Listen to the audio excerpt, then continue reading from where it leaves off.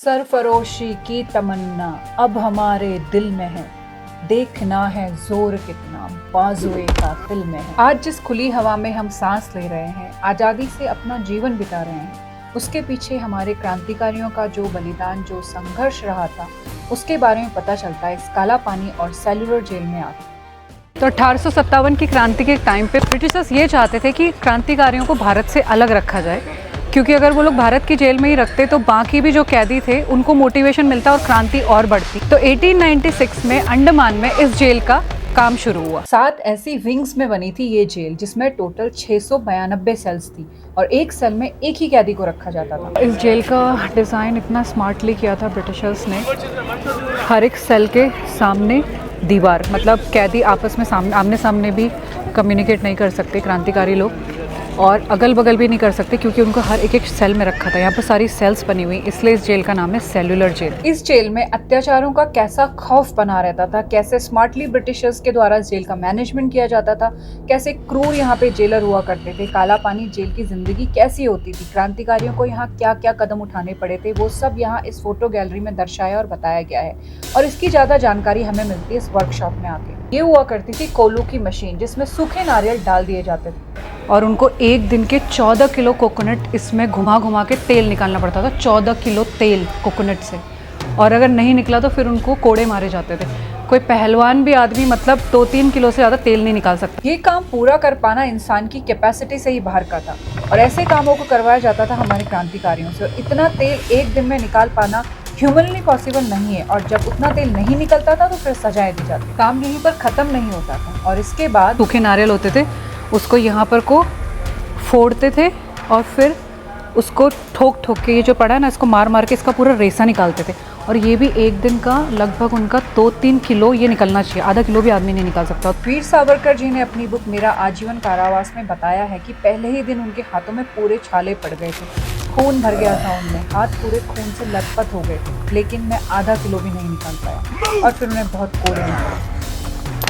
इंसानियत की कैपेसिटी से ही बाहर के सारे काम यहाँ पर काला पानी की सज़ा में जो क्रांतिकारी आए थे उन लोगों से कराए जाते थे। और ये जो मशीन दिख रही है यहाँ पे, इसको बोलते हैं टिकटिकी। इसमें हाथ बांधे जाते थे, कमर बांधी जाती थी, पैर बांधे जाते थे, उसके बाद बेंत से मारा जाता था, पूरा खून टपकता था नीचे, मांस भी गिरता था, तो फट फट के इतना मारा जाता था। आम आदमियों से अगर ये काम कराए जाएँ तो वो दम ही तोड़ दे, लेकिन वो लोग इतनी बुरी सज़ाएँ मिलने के बाद भी वंदे मातरम के नारे लगाते रहते थे पूरे जोश के साथ। वंदे मातरम! जब सजाएं मिलती थी तो उन्हें हफ्तों तक ऐसे हाथ पैर कमर बांधकर खड़ा कर दिया जाता था, और ऐसे यहाँ पर खड़े खड़े ही उनकी टॉयलेट बाथरूम निकल जाती थी, क्योंकि कई दिनों तक उन्हें ऐसे खड़ा एक ही जगह पे रख दिया जाता था। गर्मियों के दिनों में नारियल के झाड़ से बनी हुई ये ड्रेस पहना दी जाती थी, जिसमें बहुत गर्म होता था, ऊपर से पानी नहीं दिया जाता था कई टाइम तक, और ये क्रॉस बार पैरों में डाल दिए जाते थे। अगर आप ध्यान से देखेंगे तो इनमें तो पैर हिला भी नहीं सकते, नहीं पैर मुड़ते थे, बस एक ही जगह खड़े रहो, एक ही पोजीशन में। इस वर्कशॉप में आके जब ये सब देखते हैं तो आंखें भर जाती हैं और दिल रो पड़ता है। नमन है इन वीरों को। अगर ऐसे महान क्रांतिकारी उस टाइम पे नहीं हुए होते, जिन्होंने अपनी जान की बाजी लगाकर, अपनी जान देकर ये आजादी की जंग लड़ी थी, तो पता नहीं आज हमारा और हमारे देश का क्या हाल होता। इस जेल का लॉकिंग सिस्टम बहुत ही स्मार्टली डिजाइन किया गया था। कैदियों के पहुंच के बाहर एक कुंडा बनाया था जो मेन डोर को लॉक कर देता था। ऐसा करने से सिर्फ बाहर से ही कुंडा लगाते ही गार्ड का काम खत्म हो जाता था, क्योंकि कैदियों से ऐसा कुंडा खुद से नहीं खुल पाता था। तो ऐसी कड़ी जिससे ताले की जरूरत नहीं है, और नहीं गार्ड्स को 692 सेल्स की चाबियां संभालने की जरूरत है। इस जेल में कैद थे हर मजहब के क्रांतिकारी, जो अपनी जान की बाजी लगाकर आजादी की लड़ाई लड़ रहे थे। और अगर इस जेल के खाने की बात करी जाए तो वो इतना खराब होता था कि क्रांतिकारियों से आंखें खोल के तो खा ही नहीं सकते थे। जैसे कि चावल का सूप, वो भी कीड़ों से भरा हुआ, और कैदियों को वही खाना पड़ता था। और सब्जियां जंगल की घास फूस और टहनियों को लाकर उबाल दी जाती थी, उसमें भी कटे हुए सांप, छिपकली और कनखजूरे मिलते थे। उस टाइम पे क्रांतिकारियों को फांसी देना एक आम बात हो गई थी। आए दिन फांसियां दी जाती थी, एक साथ 3-3 लोगों को। भगत सिंह, राजगुरु और सुखदेव जी जैसे कई क्रांतिकारियों को यहाँ फांसी दी। जेल का टॉप मोस्ट एरिया है, गार्ड टावर बोलते हैं इस एरिया को। यहीं पर से गार्ड, एक गार्ड या 2 गार्ड ये पूरी सेल्स देखिए, अभी यहाँ पे सिर्फ 3 सेल बाकी बची हैं, ये पूरी 7 सेल थी।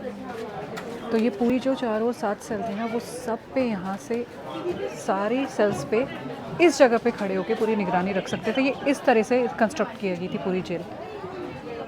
वो सामने दिखाई दे रहा नॉर्थ वे आइलैंड, और ये जो उसका लाइट हाउस है, पहले के हमारे 20 रुपए के नोट में जो लाइट हाउस बना रहता था, यही वो लाइट हाउस है नॉर्थ वे का।